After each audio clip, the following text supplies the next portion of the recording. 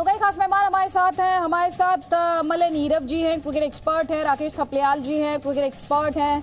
आप दोनों का ही बहुत बहुत स्वागत है। पहला सवाल तो मलय नीरव जी आपसे है और सवाल ये है, ये जो कदम उठाया है बीसीसीआई ने सेलेक्टर्स को लेकर, सिलेक्शन कमेटी को लेकर, क्या सेलेक्टर्स को हटा देने से, क्या उस कदम भर से टीम इंडिया की मौजूदा तस्वीर बदल जाएगी? नहीं बदलेगी।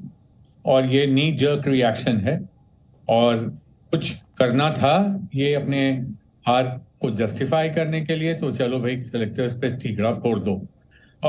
नॉट दैट सेलेक्टर्स ने बहुत अच्छा काम किया आदिति, ये भी बात मानकर चलिए। एक साल में आपकी टीम विश्व कप खेलने जा रही है, उसमें 8 कप्तान आपने बदले हैं।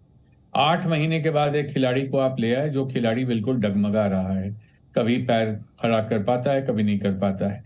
इस तरह की बहुत सारी चीजें हैं जो सेलेक्टर्स को जिनके लिए दोषी ठहराया जा सकता है। लेकिन एक बात तो है ना कि जब प्लेइंग 11 तय होता है, जब आप टूर्नामेंट में पहुंच जाते हैं, तो टीम मैनेजमेंट जिसका हिस्सा होता है टीम का कोच, मैनेजर, कप्तान और उप कप्तान, यही चारों लोग, इनकी कॉल होती है कौन खेलेगा कौन नहीं खेलेगा। वहां सिलेक्टर सिर्फ एक मूक दर्शक के रूप में, चीफ सिलेक्टर हो या दूसरे सिलेक्टर हो, दर्शक के रूप में रहते हैं, लेकिन उनकी कोई दखलंदाजी नहीं होती। बिल्कुल। और जल्दी से एक कमेंट राकेश थपलियाल जी, यही सवाल, ये चेंज क्या उस बड़े डिसीजन, उस बड़े बदलाव की तरफ ले जा सकता है जिसकी टीम इंडिया को जरूरत है, या फिर ये एक कॉस्मेटिक चेंज है, या जिसका अभी मलय नीरव जी ने कहा नी जर्क रिएक्शन है? देखिए, मेरा मानना है अदिति के जो सिलेक्टर्स और टीम का कैप्टन होता है, सीनियर प्लेयर कोच होते हैं, वो एक चेन है, उनका कॉम्बिनेशन अच्छे ढंग से काम करना चाहिए था, तभी इंडियन क्रिकेट ऊपर जाती। ये जो पिछले सिलेक्टर्स थे, इनका जो कॉम्बिनेशन टूटा, आप देखिए सितंबर तक लास्ट ईयर विराट कोहली हिंदुस्तान की क्रिकेट का किंग था, तीनों फॉर्मेट का कैप्टन था।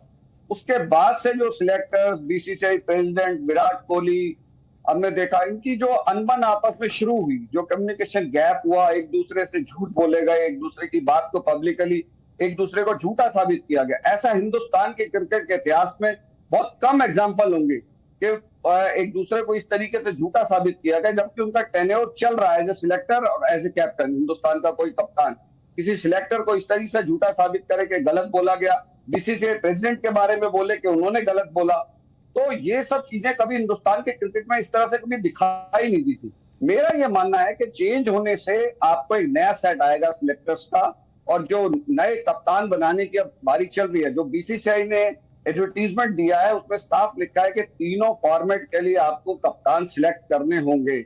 अब मीडिया में जो छिछालेदर हुई है उसके ऊपर भी थोड़ा सा पैचअप करने के लिए कहा गया है कि आपको मीडिया कॉन्फ्रेंसेस भी करनी होगी। लेकिन सबसे बड़ा पॉइंट कि किसी भी एडवर्टीजमेंट के अंदर ये कहीं नहीं कहा गया कि किसी खिलाड़ी के अंदर एज ए सिलेक्टर काम करने का अनुभव होना चाहिए, कि नेशनल लेवल पे उन्होंने किया हो, जूनियर लेवल पे किया हो, स्टेट लेवल पे किया हो, कि जो सिलेक्टर आपने बनाना है और सिलेक्टर का अनुभव नहीं आप मांग रहे, आप खाली उसका क्रिकेट मैच खेलने का अनुभव मांग रहे। तो ये बड़ी अटपटी बात है कि जिस खिलाड़ी को कभी स्टेट लेवल पे सिलेक्टर बनने का अनुभव ना हो, वो बीसीसीआई का नेशनल सिलेक्शन कमेटी का चेयरमैन बन सकता है। और ये चेतन शर्मा के साथ हुआ कि उनको कोई अनुभव था नहीं सिलेक्टर बनने का, आपने सीधा उनको चेयरमैन बनाया सिलेक्शन कमेटी के अंदर, और उसके बाद क्या हालत हुई, किस तरीके से वो हुआ, वो सबने देखा है। यहाँ पर ऐसा हिंदुस्तान की क्रिकेट में कभी नहीं देखा गया कि कोई चेयरमैन सिलेक्शन कमेटी कोई बात किसी खिलाड़ी को बोले और हिंदुस्तान का कप्तान चंद दिनों में बोल दे कि नहीं उन्होंने गलत कहा, ऐसा कुछ नहीं उन्होंने मुझसे कहा था। बीसीसीआई का प्रेसिडेंट किसी खिलाड़ी के बारे में बोले और खिलाड़ी ये बोल दे कि नहीं बीसीसीआई प्रेसिडेंट ने ऐसा नहीं कहा। आज तक क्या कभी किसी ने सुना है कि बीसीसीआई प्रेसिडेंट मुझे एसएमएस करके बोल रहा है कि भाई तुझे चिंता करने की जरूरत नहीं है, साहा ने बोला, ऐसा आपने आज तक कभी सुना? और वो लेकिन अगर मौजूदा डिसीजन जो है, जो सबसे लेटेस्ट डिसीजन है बीसीसीआई का, do we have Shoaib Akhtar's reaction please?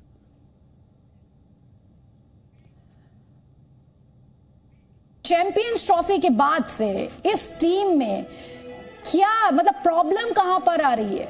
हम इतने सालों से आईसीसी टूर्नामेंट्स में लड़खड़ाने क्यों लगे? प्रेशर, सिर्फ प्रेशर, और कोई और वजह नहीं। मुझे तो और कुछ ही समझ नहीं आ रही इस वक्त, क्योंकि एक्सपेक्टेशन इतनी ज्यादा है और वो इतना ज्यादा प्रेशर अब्सॉर्ब कर जाते हैं कि मुझे लगता है कि वो सम टाइम उस प्रेशर को बर्दाश्त ही नहीं कर पाते। मैंने देखा, मैंने इंडिया का मैच बड़े क्लोजली देखा यहाँ पे दुबई में, कि जहाँ पे मुझे लगा कि India was under tremendous pressure. I'm sorry, I have to say this, but it is through the media, yes. It is through the BCCI, yes. आवाम से, yes. एक्सपेक्टेशन इतनी ज्यादा है, इतने बड़े स्टार आपने बना दिए हैं, आप उनसे कुछ इस छोटी चीज एक्सपेक्ट करना ही नहीं चाहते हो, बट टू जस्ट विन। लेकिन ऐसा केस नहीं है दुनिया में। बटलर भी एक बड़ा प्लेयर है, बटलर कोई छोटा प्लेयर नहीं है। बटलर कोई, मैं ये नहीं कह रहा कि विराट कोहली ग्रेटेस्ट नहीं है, बिल्कुल है, लेकिन बटलर कोई छोटा प्लेयर नहीं है। हेल्स कोई अच्छा प्लेयर, जैसे आप कह सकते हैं कोई अच्छा प्लेयर नहीं है, वो बड़ा प्लेयर है, उसने मारा दिखाया उसने। बट मुझे लगा कि इंडिया, जो मैं दुबई में मैच देखा, कि फंसी हुई है, मतलब पता नहीं किस चीज के खौफ में फंसी हुई है। तो पाकिस्तान ने पूरा मैच 10 विकेटों से हरा दिया उनको, याद है वो मैच, वही चीज रिपीट हुई दोबारा यहाँ पे एडिलेड में 10 विकेटों से। तो समहाउ मुझे लगता है कि जहां पे इंडिया डोमिनेट कर सकता है या डोमिनेट करना चाहिए, वो है बॉलिंग, वो है स्पिन एरिया आपका, वो फास्ट बॉलिंग का एरिया है। बैट्समैन आपके पास अच्छे हैं, लेकिन आपको ढूंढने पड़ेंगे जो टेरराइज कर सकें, जो टेयर अवे फास्ट बॉलर हों, जिन पे आप काम कर सके। जो ऐसे बच्चे हैं, क्यों नहीं कर सकते यार? 1.45 बिलियन की आबादी है, कोई ना कोई तो होगा नहीं यार, तो जो तेज बॉल करने वाला होगा, कोई भी एटीट्यूड वाला होगा, ऐसा होगा। मतलब मुझे ये लगता है कि आपके पास वो एमुनेशन पूरा नहीं है जिसकी वजह से आप कभी टीम पे दबाव डाल सकते हैं। बैटिंग अब अच्छी कर लोगे, 170 एज कैप सेड इट, तो छोटे रन्स नहीं है। पाकिस्तान ने 150 से फंसाया हुआ है भाई, पाकिस्तान ने भी आपको फंसाया हुआ है इस रन्सों पे। तो इसका मतलब है कि हमारी बॉलिंग ठीक है ना। तो आप देखें ना, यहाँ पे पार स्कोर जो था 150 160, इससे ऊपर नहीं जा रहा। तो टीमों ने डिफेंड किया, किससे किया डिफेंड? बॉलिंग से। तो यहाँ पे भी आपको बॉलिंग से डिफेंड करना पड़ेगा। तो आई एम सॉरी टू से दिस, मेलबर्न जैसी विकेटें आपको रोज तो नहीं मिलेंगी ना। आप मेलबर्न जैसी विकेटें आपको सीम भी मिले, आपको बाउंस भी मिले, वहां पे आप मजे से बॉलिंग भी करें। Again I would say this, you go back on drawing board. अगर राहुल द्रविड़ की प्रेस कॉन्फ्रेंस सुन रहा था, वो ठीक आइडेंटिफाई कर रहे थे, अब इसको एड्रेस करें। आइडेंटिफिकेशन हो चुकी है, अब एड्रेस करने का मामला है कि एड्रेस कैसे करते हैं।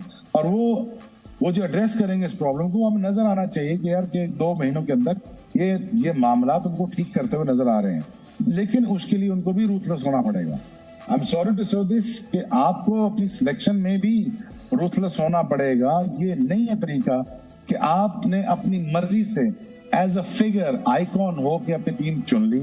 ये चौधराट वाला सिस्टम ना आप खत्म करें। अब आप यूनिट बनने की कोशिश करें कि एक बहुत बड़ा स्टार है, वो अपनी मर्जी से कोच रख लेगा। नहीं, गलत है।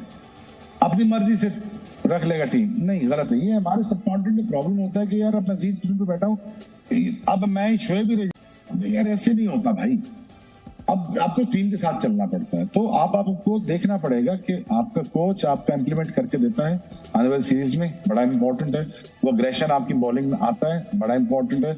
आपका सेटल्ड यूनिट नजर आता है, very important. So that aggression needs to be seen as a ruthless unit. तो अभी आपने सुना, शोएब अख्तर कह रहे थे कि टीम इंडिया से ये जो चौधराहट वाला सिस्टम है, इसे खत्म किया जाना चाहिए।